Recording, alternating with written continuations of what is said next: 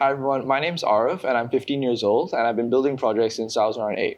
So my main project is where I'm making a brain-computer interface to control an exoskeleton arm, and this is targeted for individuals with paralysis. So over here you can see this is the actual main exoskeleton arm that is controlled, and this is sort of the brain-computer interface headset that an individual with paralysis would ideally wear. So this would simply go on their head and they'll be able to control the exoskeleton arm completely in real time. And the Y arm over here is one of the more recent and updated arms that I'm planning to work on.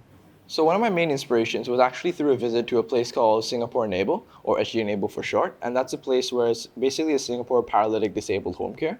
So people with paralysis, they basically go hang around there, interact with each other, and just really have fun. So my main source of inspiration was after I visited over there, I just interacted with some of the people. I asked, okay, what was the main reason why you are paralyzed? Is the whole environment around Singapore really tailored or like easy for you to navigate? And like I think through those conversations, I was able to understand that they aren't solving the root cause, and that is to either remove their paralysis or greatly help them with it. So I think based on the visit interaction with SG Enable, I chose to focus on the second option, was to greatly improve their lives with paralysis. And over there, I sort of made my inspiration around robotics, brain-computer interfaces, and artificial intelligence.